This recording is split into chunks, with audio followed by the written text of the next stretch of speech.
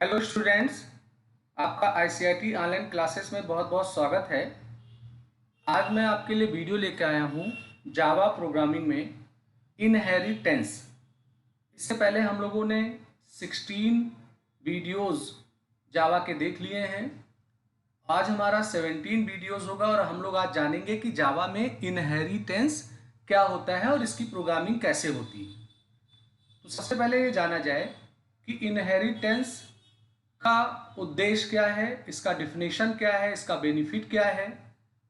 तो देखिए, अगर आप किसी ऐसे कंप्यूटर प्रोग्रामिंग लैंग्वेज में काम कर रहे होते हैं जो ऑब्जेक्ट ओरिएंटेड प्रोग्रामिंग के अंतर्गत आता है, तो उसमें इनहेरिटेंस एक बहुत ही महत्वपूर्ण टॉपिक होता है और हर ऊप्स लैंग्वेज में ये पाया जाता है। इनहेरिटेंस का यूज यही है कि अगर आपने कोई क्लास बना रखा है, उस क्लास के अंदर आपके बहुत सारे डेटा मेंबर हैं, बहुत सारे मेथड हैं और आपने एक दूसरा क्लास बनाया हुआ है। तो अगर आप प्लान कर रहे हैं कि पहले वाले क्लास के फीचर्स को हम दूसरे में यूज कर लें, जिससे उस पहले वाले की कोडिंग हमें दूसरे में ना करनी पड़े, एक रीयूजबिलिटी आ जाए, तो ये परमिशन आपको उस लैंग्वेज में मिलता है और इस क्रिया को बोलते हैं inheritance. Inheritance is an important pillar of OOPS. It is the mechanism in Java by which one class is allowed to inherit the features of another class. जैसा मैंने बताया कि OOPS प्रोग्रामिंग लैंग्वेज का इनहेरिटेंस एक महत्वपूर्ण pillar होता है। ये एक तरीका है जिसमें हम एक क्लास को दूसरे क्लास से इनहेरिट कर लेते हैं और उसके फीचर्स को हम दूसरे में प्रयोग कर लेते हैं। Inheritance in Java is a mechanism in which one object acquire all the property and behavior of a parent object. माने कि एक जो क्लास पहले से बना हुआ है उसे पेरेंट की संज्ञा दी गई, तो उसके जितने भी फीचर्स हैं, प्रॉपर्टीज हैं, बिहेवियर हैं, उन्हें आप किसी दूसरे ऑब्जेक्ट से प्रयोग कर सकते हैं या उसमें उसका यूज कर सकते हैं। और ये बहुत ही महत्वपूर्ण हिस्सा होता है OOPS प्रोग्रामिंग लैंग्वेज का।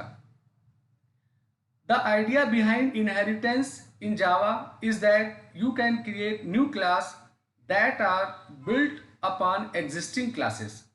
माने आपका जो इनहेरिटेंस है, इसमें एक क्लास पहले से बना हुआ होगा और उसके मदद से हम लोग एक दूसरे क्लास का निर्माण करते हैं। और जब आप किसी बने हुए क्लास को इनहेरिट करते हैं दूसरे क्लास से, तो जो बना हुआ क्लास है उसे पेरेंट क्लास बुलाता है। तो आपको ये परमिशन मिलता है कि उस पेरेंट क्लास के सारे मेथड्स और फील्ड्स को उस क्लास के साथ आप यूज कर सकते हैं जिससे आपने उसको इनहेरिटेंस किया है।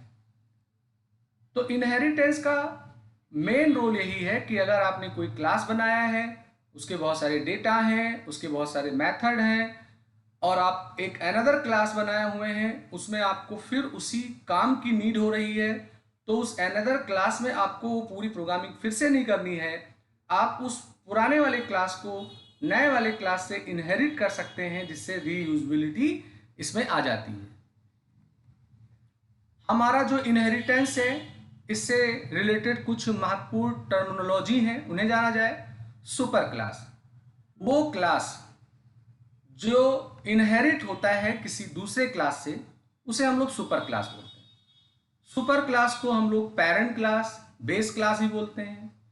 सब क्लास वो क्लास होता है जो संचालित होता है किसी बने हुए क्लास माने पेरेंट क्लास से। तो सब क्लास जो होता है इसे हम लोग एक्सटेंडेड क्लास, डिराइव क्लास या चाइल्ड क्लास के नाम से ही बोलते हैं। और इसका मेन मोटो यही है कि इससे आपकी रीयूजबिलिटी आती है। तो ऐसा क्लास जिसके फीचर्स को आप किसी दूसरे में इनहेरिट करके यूज करेंगे, वो super class, base class, parent class होगा। और जिस क्लास में आप फीचर्स यूज कर रहे हैं इनहेरिटेंस करके, उसे सब class, drive class, extended class या चाइल्ड क्लास के नाम से जाना आता है। अब हमारा जो इनहेरिटेंस है, इसकी तो बात हो गई, पर इसके भी बहुत सारे टाइप्स होते हैं। इनमें पहला आता है सिंगल इनहेरिटेंस। तो अगर आप इस फिगर को देखिए, एक क्लास ए है, मैंने उसे बी से इनहेरिट कर दिया, तो ये सिंगल इनहेरिटेंस कहलाएगा। अब आपका ए का जो सारा प्रॉपर्टी है वो आप बी के माध्यम से यूज कर सकते हैं। मल्टीपल इनहेरिटेंस, मल्टीपल इनहेरिटेंस का मतलब एक से ज्यादा क्लास किसी अगर क्लास को संचालित करें तो उसे मल्टीपल बोला आता है। पर हमारा जो जावा है ये मल्टीपल इनहेरिटेंस को सपोर्ट नहीं करता, ये C++ में आपको मिलता है। पर इसके इंपॉर्टेंस को डिनाई नहीं किया जा सकता है।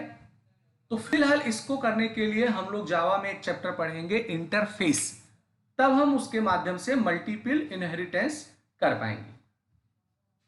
और एक होता है multi level inheritance. Multi level inheritance में क्या हुआ कि एक क्लास ए है वो इनहेरिट हुआ बी से, बी क्लास जो है वो इनहेरिट हुआ सी से, तो ये मल्टी लेवल इनहेरिटेंस के कैटेगरी में आएगा। एक आता है हेरिस्टिकल इनहेरिटेंस। इसमें क्या होता है कि एक पेरेंट क्लास होगा और उसके कई ड्राइव क्लास होंगी, चाइल्ड क्लास होंगी, तो वो आपका हेरिस्टिकल इनहेरिटेंस होता है। और एक हो जाता है हाइब्रिड, तो जैसे नाम से ही पता लग रहा है इसमें सिंगल मल्टीपल सबका एक कॉम्बिनेशन हो जाता है, तो उसे हम लोग हाइब्रिड इनहेरिटेंस के नाम से जानते हैं। तो ये तो हो गया कि हमारे इनहेरिटेंस के कितने वैरायटी है, टाइप्स हैं। मकसद सबका यही है कि किसी एक क्लास के जरिए दूसरे क्लास को हम संचालित करें और उस दूसरे क्लास में पहले वाले क्लास के सारे बिहेवियर स्टेट का हम यूज कर पाए। अब इसका जो सिंटेक्स होता है, अगर आपने कोई क्लास बनाया है तो आप क्लास लिखेंगे, क्लास का नाम लिखेंगे। और अगर आपको लगता है कि इस क्लास में कोई पहले से क्लास बना है उसके फीचर्स को यूज करेंगे, तो एक कीवर्ड होता है एक्सटेंड्स, और एक्सटेंड्स के साथ हम उस एग्जिस्टिंग क्लास का नाम लिखते हैं जो पहले से बना हुआ हो, तो वो एग्जिस्टिंग क्लास सुपर क्लास हो जाएगा और जो ये नया क्लास बन रहा है ये आपका सब क्लास हो जाएगा। तो एक्सटेंड्स एक कीवर्ड है, इसके माध्यम से हम लोग इनहेरिटेंस का काम करते हैं। एक कीवर्ड है हमारा सुपर कीवर्ड, इसका थोड़ा परिचय में दे रहा हूं, हालांकि आगे चल के इसे बहुत ज्यादा डीप में हमें स्टडी करना पड़ेगा। सुपर कीवर्ड का प्रयोग ये होता है कि अगर आपने किसी पेरेंट क्लास को एक्सटेंड किया है किसी चाइल्ड क्लास से, और चाइल्ड क्लास के जरिए आप पेरेंट क्लास का संचालन करना चाहते हैं, तो अगर पेरेंट क्लास में कोई कंस्ट्रक्टर है, वो भी पैरामीटराइज कंस्ट्रक्टर भी हो सकता है, डिफॉल्ट भी हो सकता है, तो चाइल्ड क्लास से अगर उसको हमें ऑपरेट करना होगा तो ऐसे स्थिति में हम लोग सुपर कीवर्ड का प्रयोग करते हैं। बाकी आगे प्रोग्राम में मैं आपको ये समझाने वाला हूं।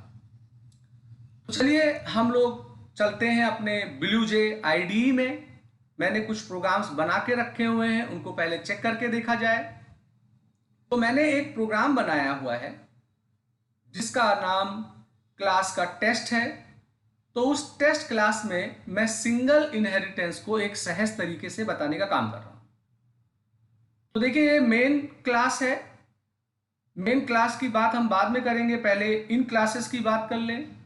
तो मैंने एक पेरेंट क्लास बनाया है, उसमें डिस्प्ले नाम का मेथड है, और मैंने यहां पर एक सिंपल मैसेज प्रिंट कराया है पेरेंट क्लास। अब एक दूसरा क्लास मैंने चाइल्ड बनाया है और एक्सटेंड्स कीवर्ड के जरिए पेरेंट को मैंने इससे इनहेरिटेंस कर दिया है, और इसमें भी एक मेथड मैंने बनाया है, एक मैसेज प्रिंट कराया है चाइल्ड क्लास।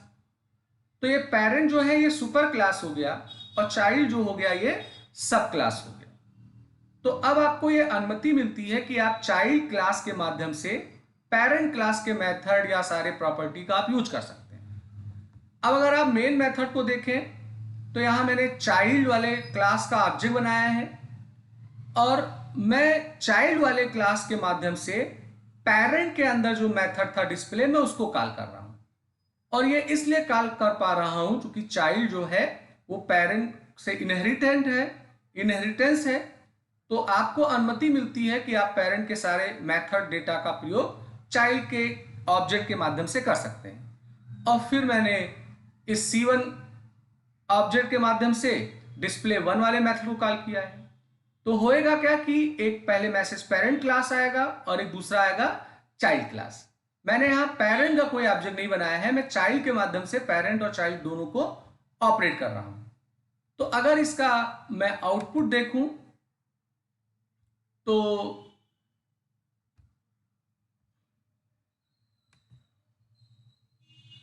ये इसका आउटपुट आ रहा है। तो इस आउटपुट में अगर आप देखें तो पेरेंट क्लास और फिर आ गया चाइल्ड क्लास आ गया।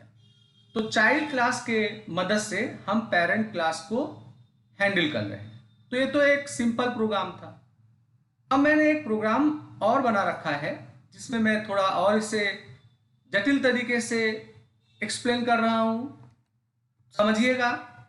तो पहले हम लोग नीचे वाले क्लास को समझ लेते हैं। स्टूडेंट नाम का क्लास, इसके दो data member, registration number, name, और ये एक कंस्ट्रक्टर मेथड है जो वैल्यू को असाइन करने का काम कर रहा है, और एक डिस्प्ले मेथड है, इसमें इन दोनों वैल्यू को मैं प्रिंट करा रहा हूं।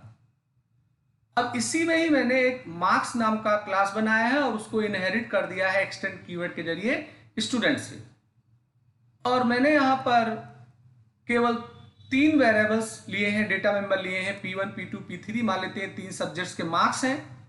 और इसमें भी मैंने एक कंस्ट्रक्टर मार्क्स का बनाया है वैल्यू को असाइन करने के लिए। तो यहां अगर आप देखें तो मैंने एक सुपर कीवर्ड का यूज किया है, क्योंकि मैं मार्क्स के माध्यम से ही स्टूडेंट वाले क्लास को हैंडल करूंगा।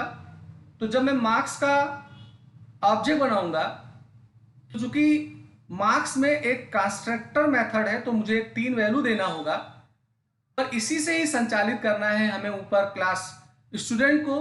तो स्टूडेंट में भी चूंकि कंस्ट्रक्टर है तो मुझे उसकी भी वैल्यू देनी होगी।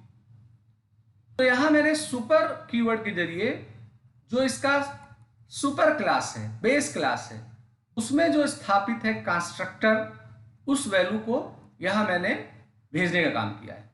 तो ये क्या करेगा कि जो स्टूडेंट वाला क्लास है उसमें जो कंस्ट्रक्टर मेथड है उसमें रजिस्ट्रेशन नंबर और नेम ये भेजने का काम करेगा।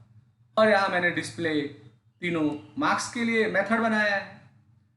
अब मैं अगर मेन मेथड में आऊं तो यहां मैंने स्टूडेंट क्लास की बात नहीं की है, मैंने मार्क्स का M1 एक ऑब्जेक्ट बनाया है, क्योंकि मार्क्स में एक कंस्ट्रक्टर है और उसके 3 पैरामीटर थे तो 3 वैल्यू मैंने भेजा।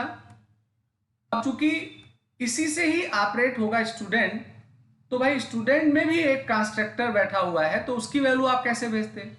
तो इसीलिए ही मैंने मार्क्स वाले कंस्ट्रक्टर मेथड में सुपर कीवर्ड के जरिए वो 2 वैल्यू में भेजने का काम किया हुआ है। और फिर यहां पर मैं M1 के जरिए डिस्प्ले मेथड को कॉल कर रहा हूं और M1 के जरिए ही डिस्प्ले मार्क्स को कॉल कर रहा हूं। तो चलिए इसका कंपाइल करके आउटपुट देख लेते हैं कि क्या आता है। तो इसका जो आउटपुट आएगा उसमें स्टूडेंट का देखिए रजिस्ट्रेशन नंबर आ रहा है, नाम आ रहा है, और तीनों जो मार्क्स मैंने असाइन किए थे वो यहां पे दिख रहा है। तो ये 2 प्रोग्राम थे जिनमें मैंने सिंगल इनहेरिटेंस को दिखाया। पहला एक सिंपल था और दूसरे में मैंने सुपर कीवर्ड का प्रयोग करके कंस्ट्रक्टर का भी इन्वॉल्यूशन करके आपको प्रोग्रामिंग करके दिखाया। अब मैं बात करूंगा मल्टी लेवल इनहेरिटेंस का। मल्टी लेवल इनहेरिटेंस में क्या होता है कि एक क्लास दूसरे से, दूसरा क्लास तीसरे से, ऐसे होता है। तो यहाँ एक पेरेंट क्लास है, इसमें डिस्प्ले मेथड है, पेरेंट क्लास को एक चाइल्ड से इनहेरिटेंस किया गया है और एक तीसरा क्लास बनाया गया है सन करके, और सन से चाइल्ड को कर दिया गया है। तो अगर आप देखें पेरेंट सुपर क्लास है चाइल्ड का और चाइल्ड सुपर क्लास है हमारे सन का। सन ड्राइव हो रहा है चाइल्ड से, चाइल्ड ड्राइव हो रहा है पेरेंट से। और अगर आप मेन मेथड वाले क्लास को देखें तो मैंने सन वाले का, मैंने लास्ट वाले क्लास का मैंने ऑब्जेक्ट बनाया है और उसी के माध्यम से तीनों क्लास के मेथड को मैं यहां कॉल कर पा रहा हूं। तो इनहेरिटेंस की फैसिलिटी यही होती है कि रीयूजेबिलिटी आ जाती है। तो अगर इस प्रोग्राम को आप रन करके देखेंगे तो यहाँ पेरेंट क्लास का भी आउटपुट आ रहा है, चाइल्ड का भी आ रहा है और सन का भी आ रहा है। तो इस तरीके से हम लोग मल्टी लेवल का प्रयोग करते हैं।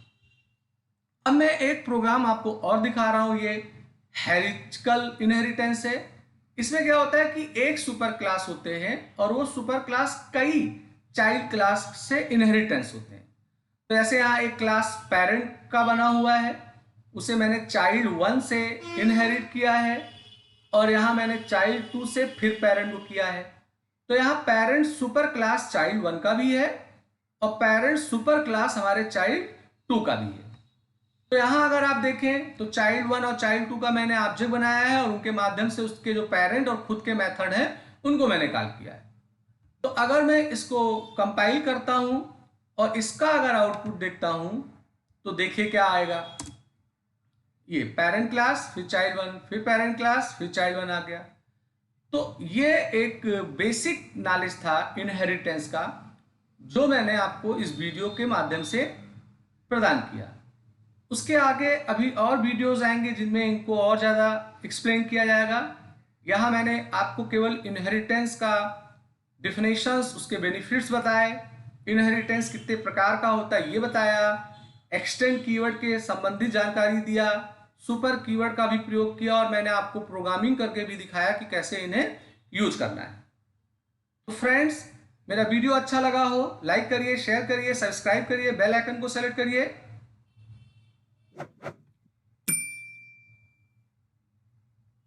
जिससे मैं नया वीडियो बनाऊं तो आपको उसका अलर्ट तुरंत मिल जाए।